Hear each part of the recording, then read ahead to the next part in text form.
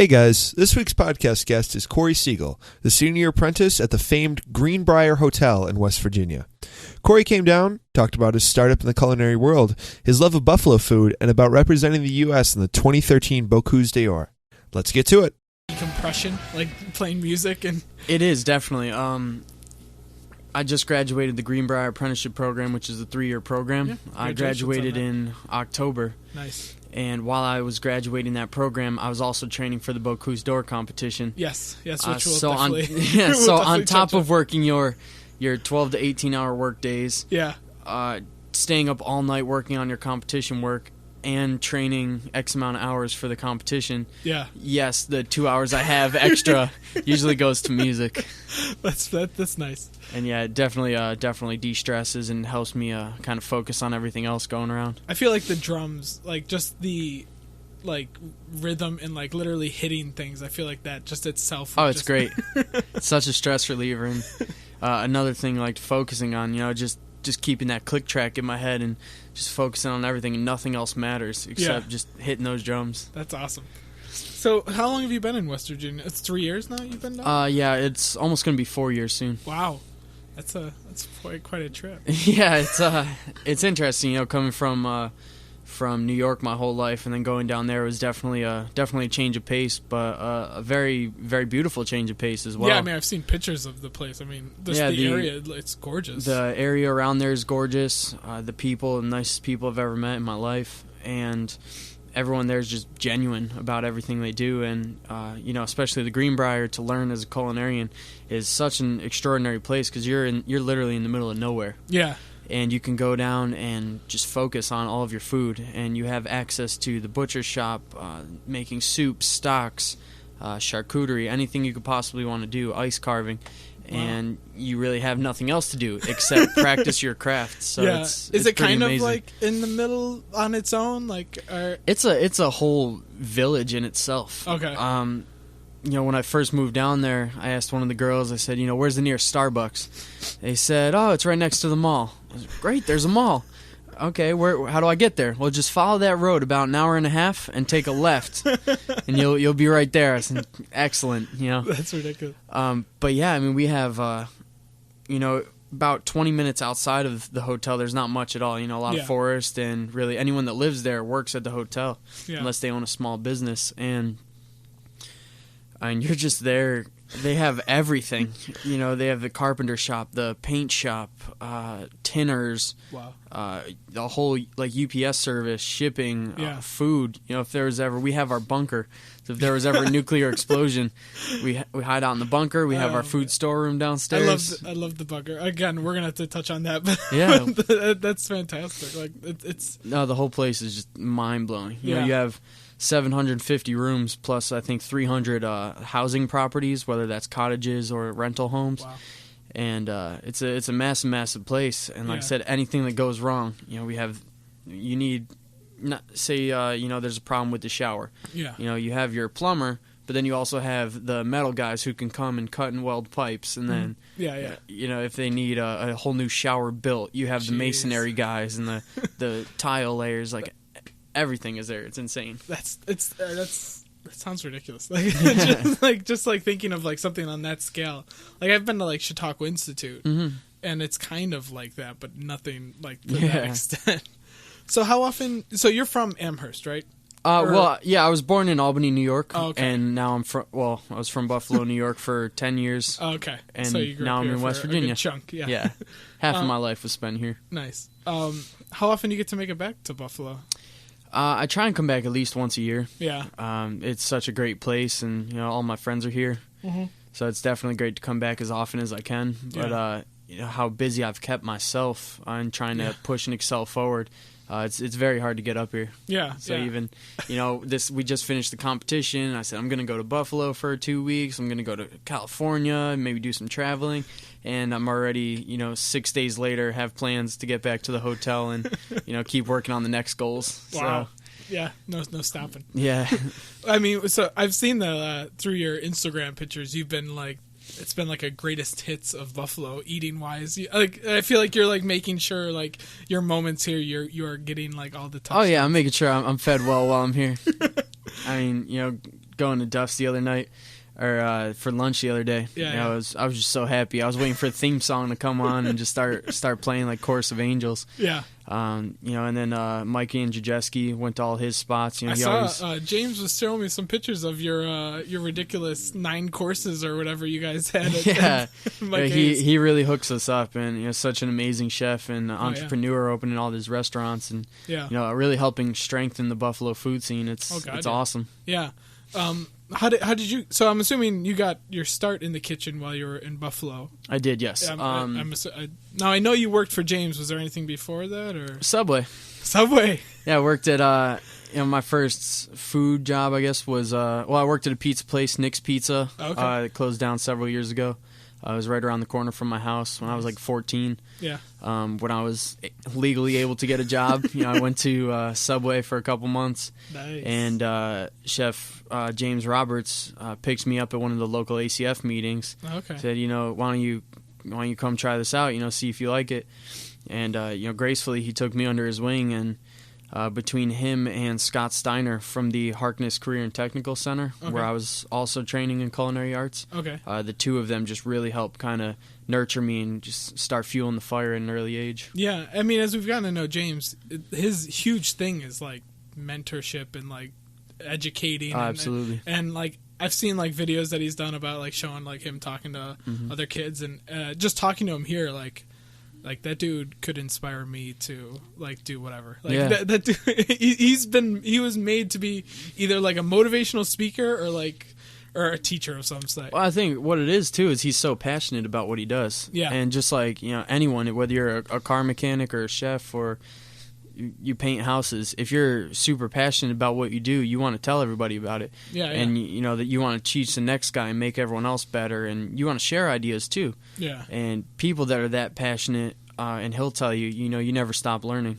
Just like myself, you just never stop. You can learn something from anyone. Some guy just come in and off the street and trying to sell you something. You can learn from that experience. And dishwashers, young line cooks, experienced line cooks, you can learn good, bad, all sorts of stuff. So always, he'll be the first to tell you, staying super passionate about what you're doing and open is really the key. Yeah. So, I mean, did you go to Subway because you wanted to work in kitchens, or was that just like I just need a job? Well, it was just kind of, I was at the Harkness Career and Technical Center when I was a junior in high school. Yeah.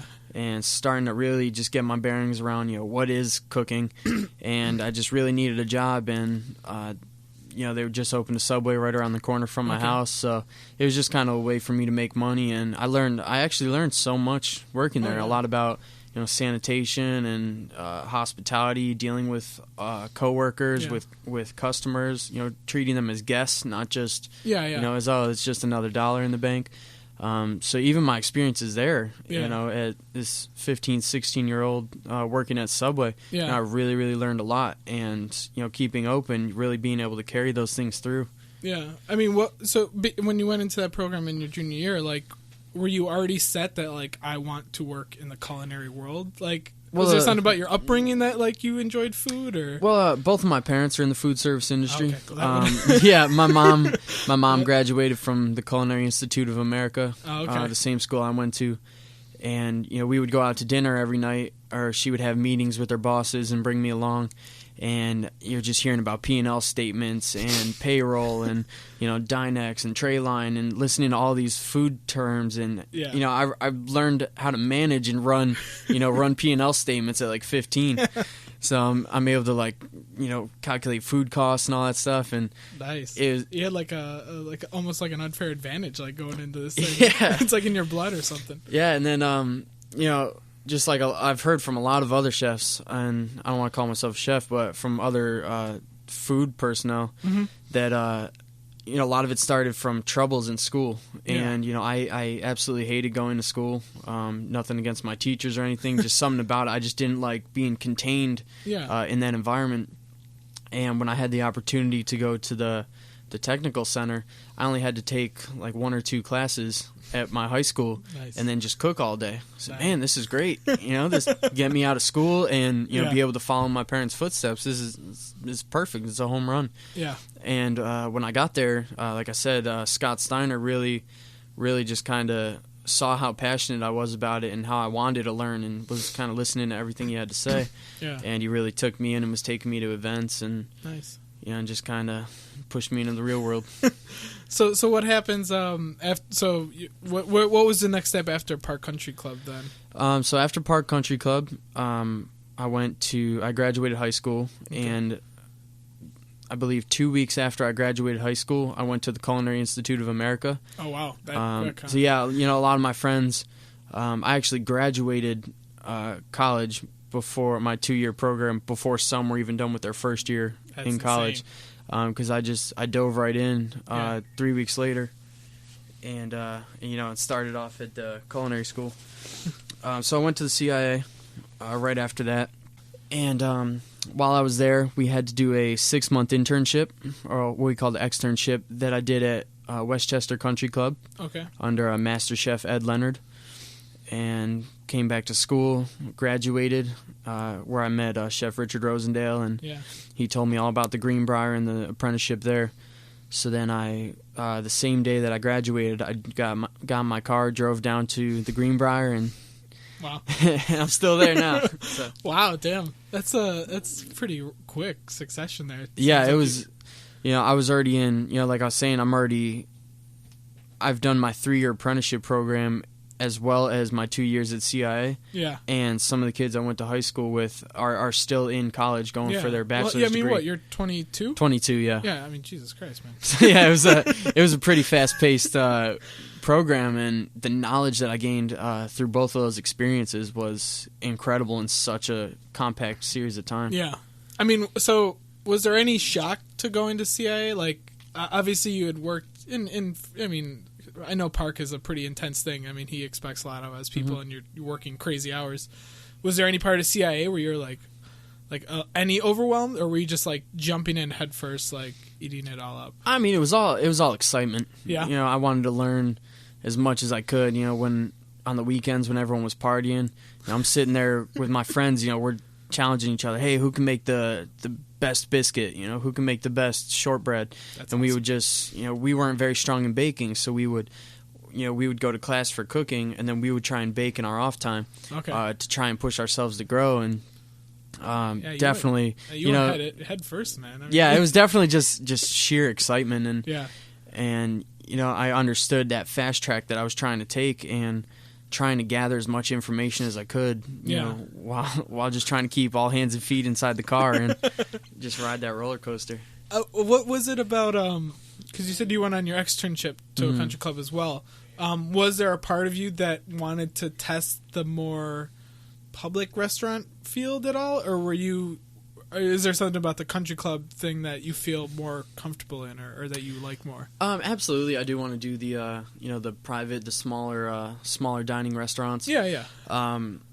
I've been very into competition cooking. Okay. And one of my goals has always been to make the culinary Olympic team, and as well as to compete in the Bocuse d'Or, which I was just a commis in. You can check that off. And and a lot of the country clubs and big resorts are huge supporters of all that. Yeah. Mostly because the money's there, where they can fund young individuals to follow their dreams and do that. Yeah. So when I was at Westchester, almost every sous chef there, as well as the executive chef, was either on the Olympic team or part of it in some way. Okay. So I kind of went there to go and just keep training on competition cooking, as well as going to the Greenbrier for that 3-year program. Where on the Olympic team, for I believe the last 30 years, there's been a Greenbrier apprentice, the graduate on the team. So it's kind of like, it's basically a training program to be on the Olympic team. Wow. How big are those teams? That's a 5-man team. A 5-man team? Okay. And there's a national team and a regional team. Okay. But the national team is the big boy, the one you want to get on. That's awesome.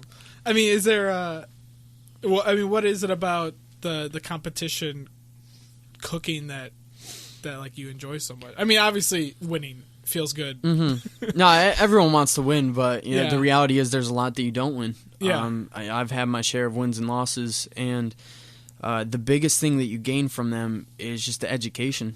Yeah. You know, you grow immensely just training for them. You know, you work on one menu or one technique over and over again. You master it, and you get faster and more organized and consolidated, and figure out how to take on more workloads in a shorter period of time, as well as travel.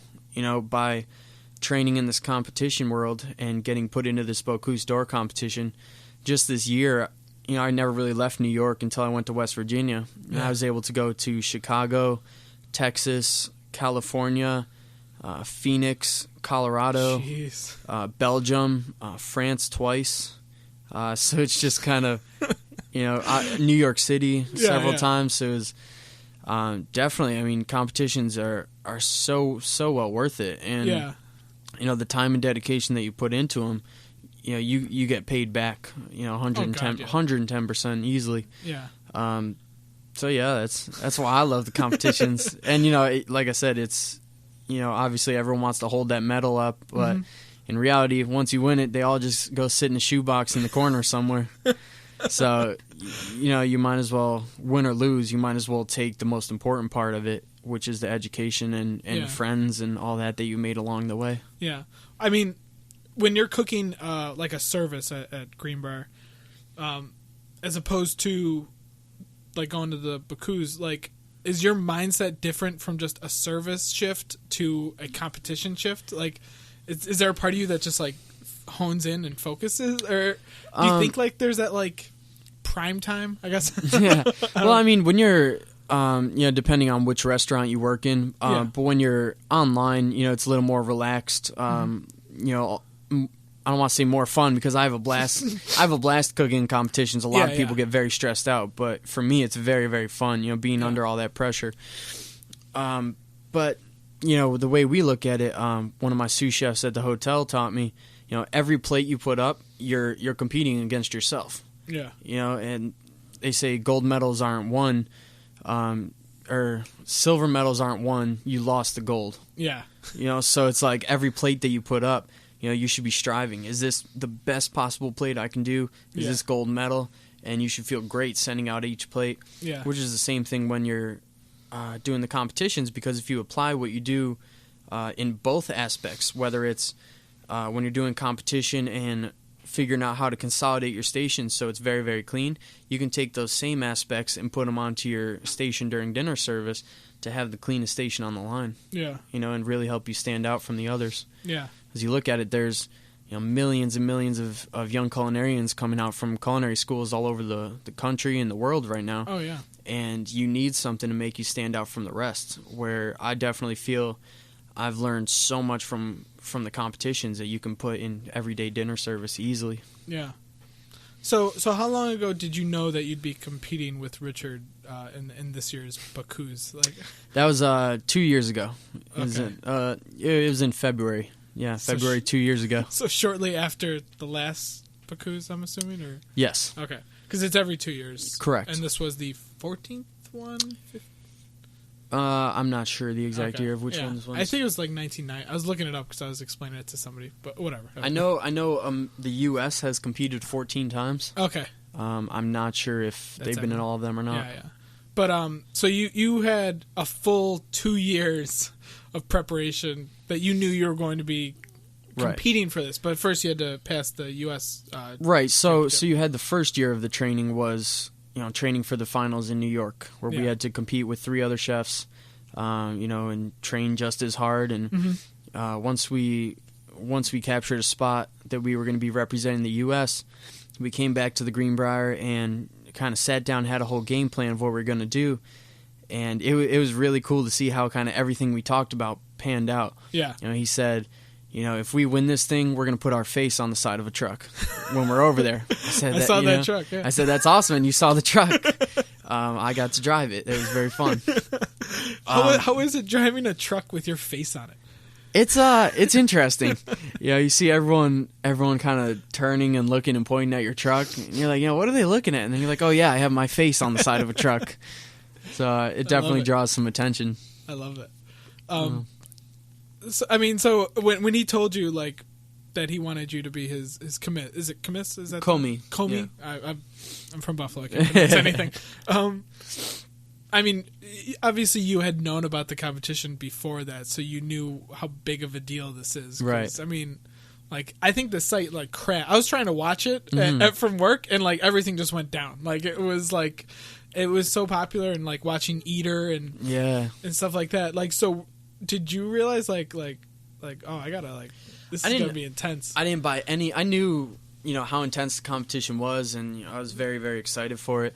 But by no means did I have any idea how much this was really going to change my life.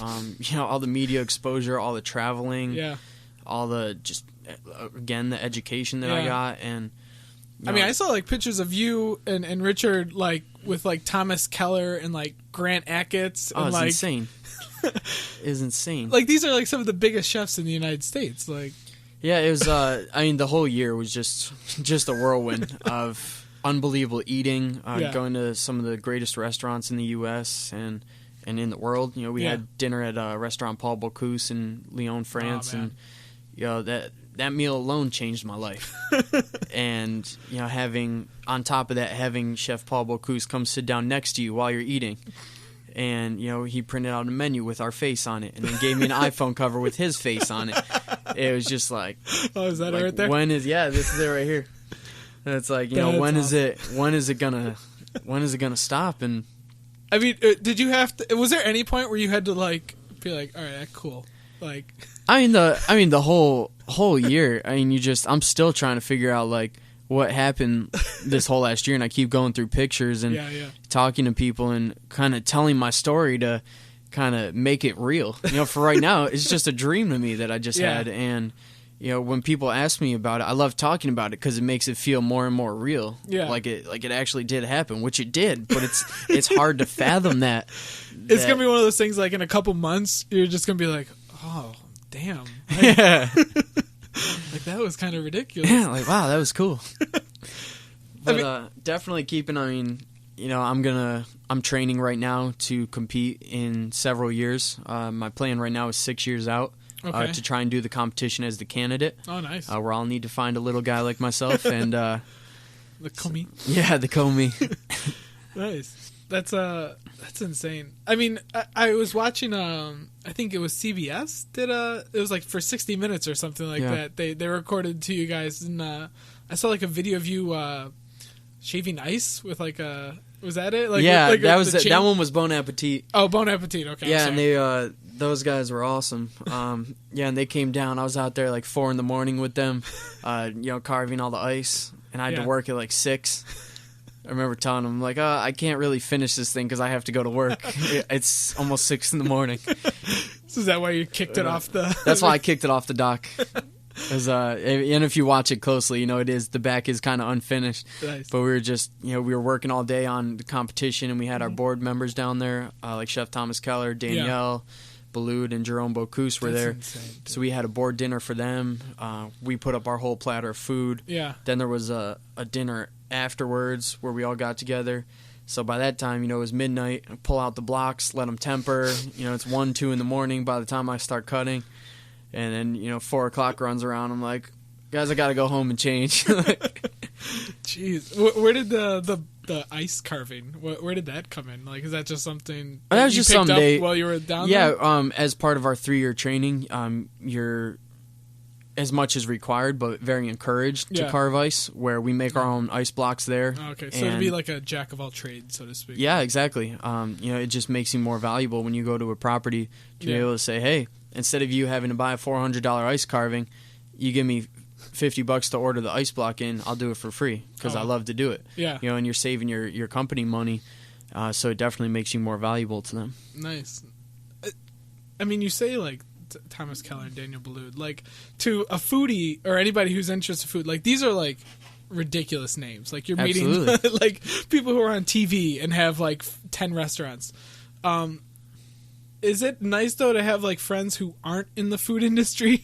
Oh, absolutely. Who like when you hang out with, like I mean, because I saw that you're at the local industry night. Yes. Which is full of people who love food and people who work in food. So I I wasn't there, but I'm sure people are just talking to you, asking you about the event and things. Absolutely, and kind of like I was talking about, it's fun to share all these experiences because it makes it more real. But. Yeah, but at the other end, it's got to be nice to have friends who like you could say Daniel Ballou and they're like, okay, cool. Yeah, who's that? No, that's where the musician side of me comes in, and if I could sit down and talk to a drummer.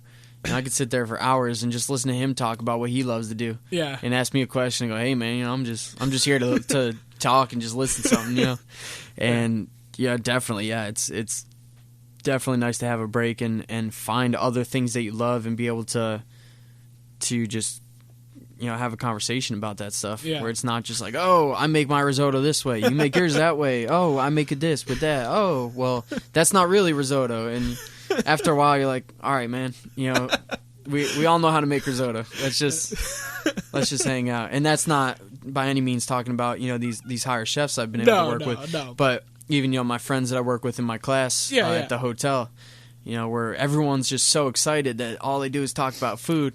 We'll be having dinner. We'll all get together and grill and talk about dinner, and they all just want to talk about work and what they did at service. And you're just like, let's talk about football. I don't like football at all, but let's talk about it. I'll fake it. Let's watch, dog sledding on TV. Anything. You got to turn it off at some point. Yeah. Even the most passionate people, they got to turn it off. Absolutely.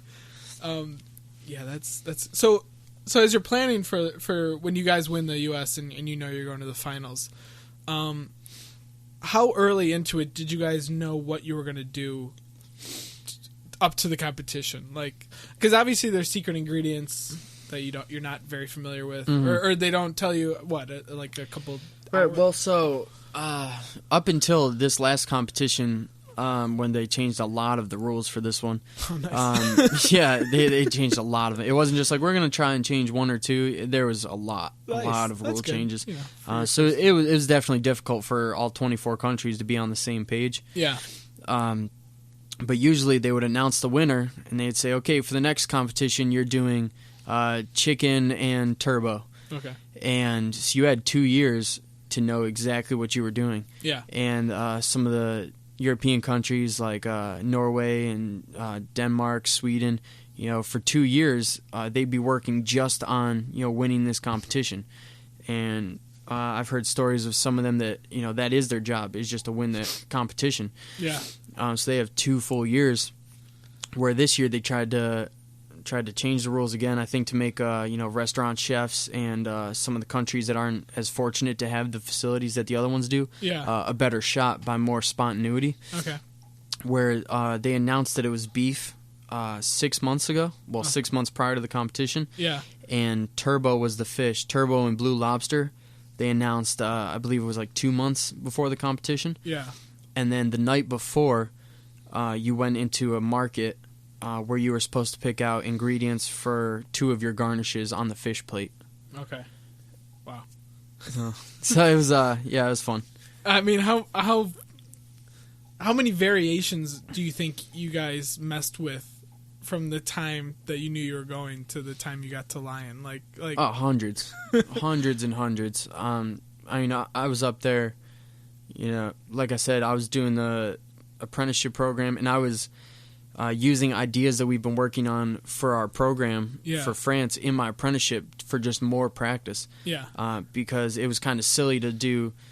It was kind of tough because you could only do so much where you weren't showing, anyone else at the hotel what we were working on, in our secret. Was it that? Our secret I mean, bunker. was it that like secretive? Like, well, a lot of it is the wow factor. Yeah. Like, if we could tell everyone in the hotel, and no one's gonna go, hopefully no one's gonna send pictures to people or sell our recipes or something like that. Yeah. But the whole competition, the whole thing behind the competition is just a wow factor.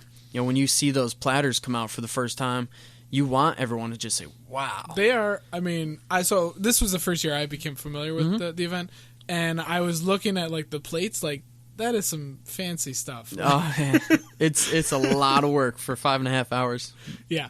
Yeah, that's pretty intense. Yeah. Yeah, and then the platters alone, I think another reason they went away with the platters, or one of the 2 platters, is they're just so expensive. Oh yeah. I saw a country I think it was the last competition, not this one, that spent like $70,000 on their 2 platters. Jeez. And it's insane. Yeah, it's crazy. You know how much money goes into this competition too. See, you're spending anywhere from $30,000 to $70,000 just on your surface for your food. Wow. Then you're talking the little serving pieces, the ingredients that you're practicing with every time you need to practice. Yeah. We had a kitchen built at the Greenbrier. Yeah, let's talk about this. So that's so in the another bunker. thing, like going back to when we won the New York competition, Chef Rosendale said, we're going to put the exact kitchen that we're going to practice in the hotel. That's pretty awesome. That's awesome. Let's do it. And we took the old cafeteria from the nuclear war bunker that was built inside the Greenbrier. Yeah.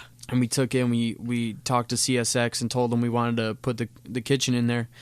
And through sponsorships, we were able to get most of the equipment all donated. Nice. But then the gentleman at CSX at the hotel, dug up the floors, put the pipes in, built the ovens, got hot water running for the sinks, and we had speakers installed. So I'm sure you've heard the loud techno music that they play at the competition. That was... I had no idea what to expect. Yeah. And I saw the intro video, I was like, holy shit. I was like, what is this? It was like a Michael Bay movie almost.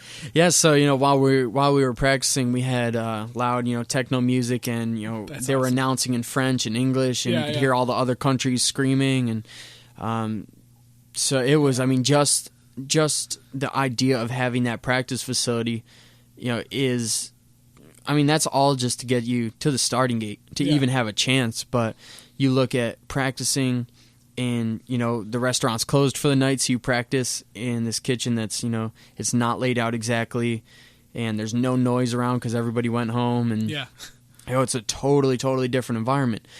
So when we went to, when we went and competed in Lyon, everything was the exact same. I knew, if I closed my eyes, the sink was my back right, the oven was back left, pots and pans were right directly behind me underneath the table. And you just knew the whole kitchen back to forth, because you don't have time to kind of, oh man, where are the bowls? Everything just has to be as you're wiping your knife to put it down, you need to already be kind of turning left to go get your bowls and just kind of get every second out of it. Yeah. So just the level of preparation by having that kitchen, that we were just so prepared going in there that all the noise and cameras and everything, it just didn't faze me. It was just another practice run at the hotel. That's awesome. Yeah. It when I was watching the crowd, I was shocked. It's a fancy event. So you guys are all really high end chefs, and you're preparing these very elaborate dishes. So I was expecting okay, there's gonna be fans, but they're not gonna be crazy. Yeah. And then I look, and it literally looked like a soccer match. Absolutely. Yeah. There's I believe the stadium holds 4,000 people. And I remember the UK had a marching band, and the whole time I'm trying to figure out who has the marching band, and as hard as it is to kind of zone it out, I'm trying to focus on the food, and you would listen in whatever country they said, and then the marching band started playing.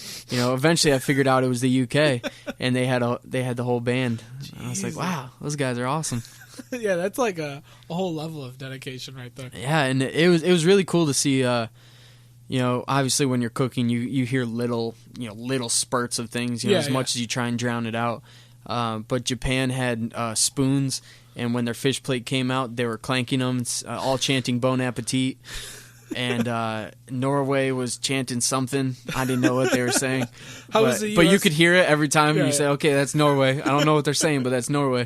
How was the US fans? Were they representing well? Absolutely. And this year we had the highest turnout of fans, and I don't like to say fans, I like to call it family, because the support that we had out there was just absolutely insane. And when I was cooking, and they would yell US, and everyone would scream out there, you'd get chills. I'm getting chills right now just talking about it. I have goosebumps. Because a chef most of the time works. You're not getting nobody's. You're behind the scenes. You. You're sitting there. You're just putting out food because you love to do it. Yeah. This is you're literally a rock star or a sports athlete or something like that. Yeah, and it was crazy too. with all the publicity that started in the U.S. this year, and the hundreds of comments and emails we were getting on, we're going to be watching at 3 a.m. We're so excited. So when I'm cutting something up and I see that camera come over, I know it's not just everyone in the U.S. that's watching that. I know it's not all the people up there watching it. They're in Norway, Denmark, France, Lebanon. They're all over the world, watching this every move. And it was just kind of like, just wow, to feel all that support. And you just kind of felt untouchable. Yeah. And it was a very, very cool experience. Yeah. So as you get there to the day of the competition, like, had you guys ran through it so many times that literally almost every single step is like somewhat plotted? Like, so as soon as the competition started, like for that 5.5 hours, you knew every step of the way, like what you're doing. Absolutely. And obviously there were things that went wrong during the competition. And you can't lose your cool. You just have to kind of figure it out and figure out the best way to still make your program happen. But yes, leading up to the competition, we did 5.5 hour runs where you hit the clock and you had everything, and we would kind of sit down and say, okay, we need to do this, we need to change this, we should start plating 5 minutes later so the food stays hotter, and X, Y, and Z. I mean, we talked to each other maybe 3 times during the competition. Really? And it was just like, hey, are you on schedule? Hey, watch that on the stove. Yeah. And that was really it, because we both knew, we both had such an ambitious program that we didn't really have time to talk and say, hey, can you come check this out? Yeah. We just kind of had to both trust each other, and obviously, I'm going to trust him, but it was amazing to see the trust that he put in me, where, he was able to not talk to me for 5.5 hours. And that's insane. And for him to say, are you okay? You're on time. And for me to say yes, and that be enough for him, really meant so much to me. I'm competing with the greatest chef I know, and I'm in the arena with him, and just like I said, for him to kind of turn me and say, "You're doing good," I say, "Yes, chef, I'm great," and for him to not even question it and just just trust me that the biggest competition of both of our lives, that my part is holding my end, was really just like, wow, it made me feel so great. How close did you go to the end? Did you need all 5.5 hours, or was? Oh, absolutely. You plan to have a little bit of I don't want to say cushion. Yeah. But in all reality, I mean, you can't plan for a cushion. Because if something goes wrong, you're just kind of out of luck. With the amount of work that we took on, you were just, if something goes wrong, something went wrong. Yeah. You didn't have, even if you had an hour, built into your program, if anything in my program went severely wrong, there was nothing I could do in 1 hour to make it happen. Yeah. But going back on the timing that I forgot to touch on, it's tough coming from another country, just like any of the countries from Asia or ourselves or Canada, is, we were over there for almost 2 weeks, and a week before we left, we were packing. Yeah. So for 3 weeks, we weren't able to do a practice run. Yeah. So we had all these choreographed moves just down to a science. We wake up, it's the same thing. You wake up, you put your socks on, you put your pants on, then you put your shirt on. It was like we had this whole routine down. Then it just kind of started to not necessarily drift away, but it's 3 weeks of not doing that. You think of, going to camp for 3 weeks and then coming back to your house. Yeah. You're in your own home, but you're kind of like, man, I don't want to put my socks on first anymore. And you kind of start changing things, but you have to understand that discipline and say, this is what we've practiced. Don't change anything now. Yeah. And it's tough. You have 3 weeks to just kind of sit and think about, am I doing this right? Should I change that? And you need to know that you shouldn't change anything because you've practiced it, it works. And why would you risk, changing something the day of the competition? Yeah. Just because you had time to change it or something, Because that's when stuff usually starts going wrong, is when you change it. Yeah. So how was the after you guys plate and you're done? Like, how was that feeling from like that minute to like waiting for the like the awards? Like, I feel like there's got to be a certain sense of, wow, okay. Yeah, and it was interesting too with this one. Another rule change is they added a 45-minute cap for our cleaning. Okay. So as soon as you put out your meat dish, the judge came in and said, he kind of checked all of our food, saw what our waste was, and said, okay, you have 45 minutes to get out of the kitchen.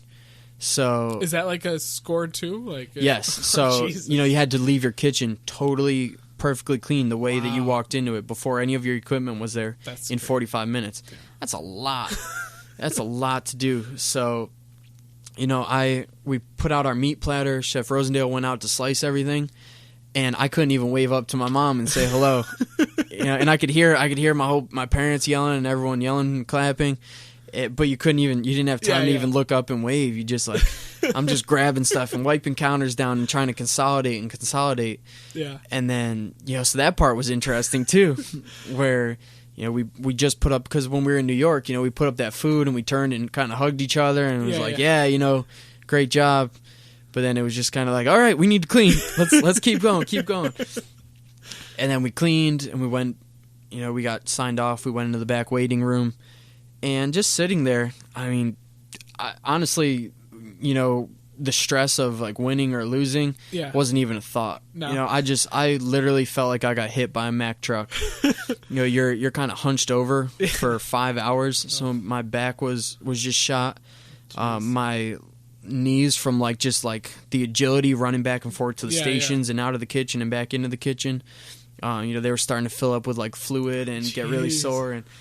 That was just a crazy feeling. And, I go to the gym, almost every day when I'm at home to kind of build up for this experience. And I can only imagine if I wasn't going to the gym, what kind of shape I would have been in. But that was pretty crazy. We're just sitting there and I'm like, wow, I do not feel well at all.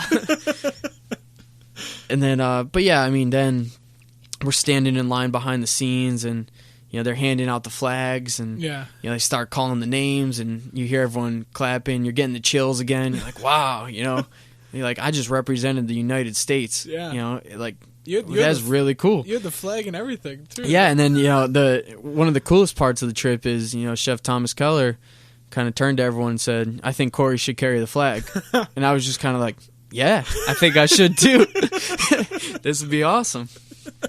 And, they called our name and went out there and I waved. And I remember I was just so, I was watching the other countries, waving the whole flag side to side and you could see it. Yeah. And I tried to do it and the flag kind of got tangled up and it wasn't going full. And I'm like, man, everyone's going to laugh at me.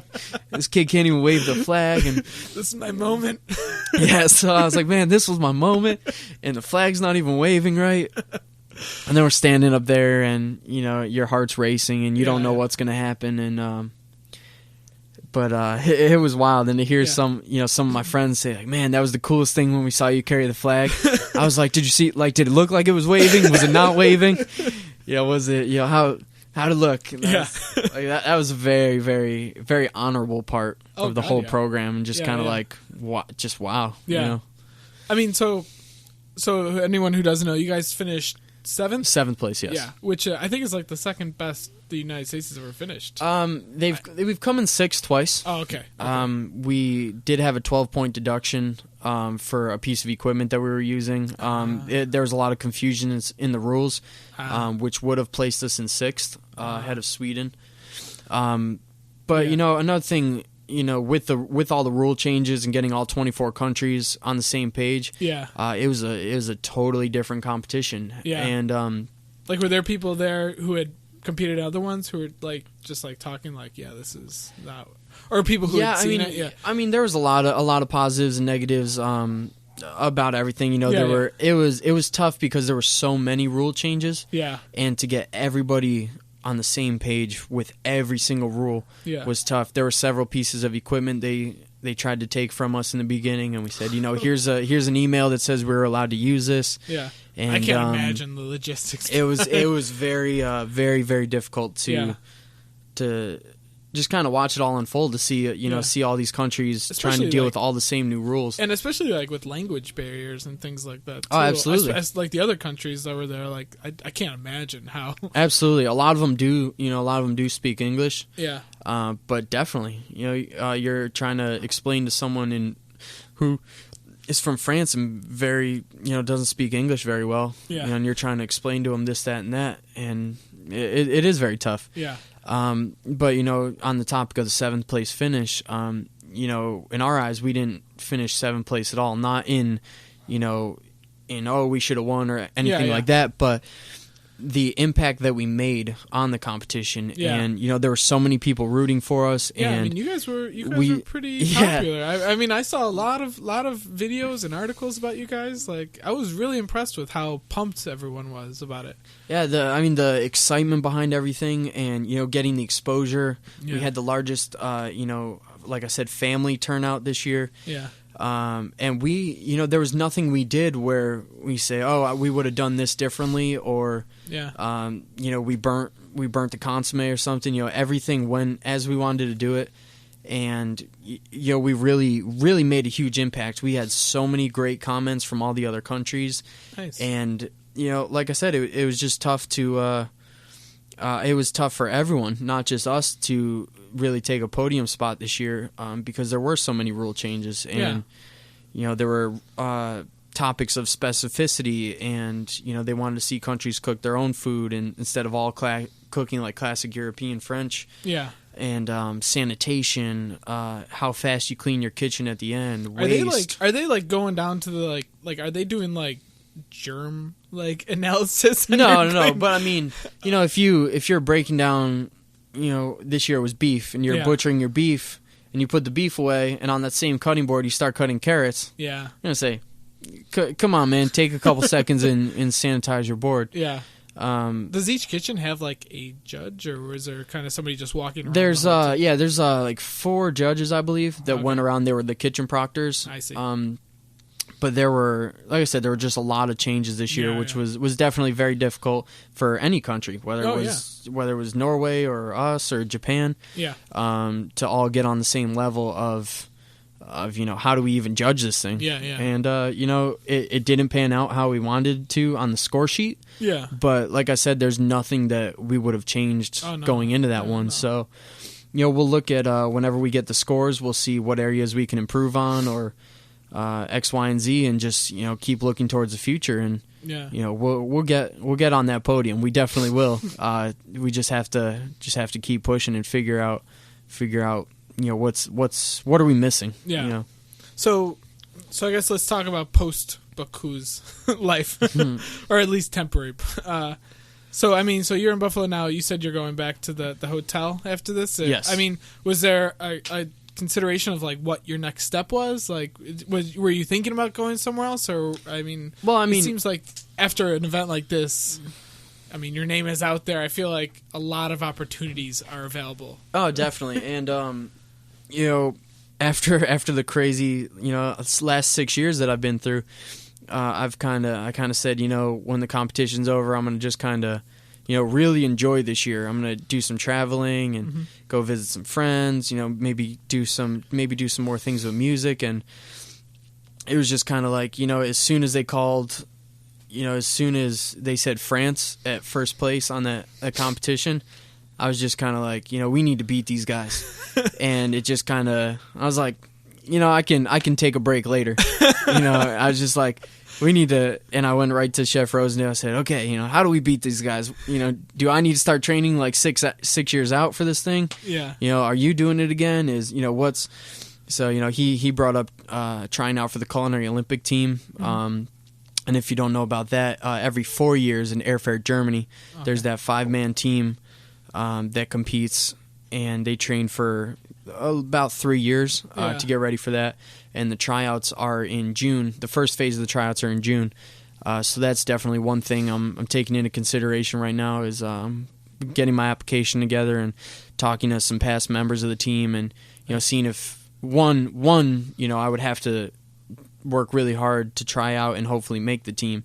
But in the event that I did make the team, is that the right move for me? Yeah. Or is there a different path I should take? And right now I'm just kind of putting everything out on the table and just kind of looking at the cards and say, what is the next way for me to progress the same way I have in the last 6 years? Yeah. How do I get that same amount of education in the next 6 years and really just keep excelling myself?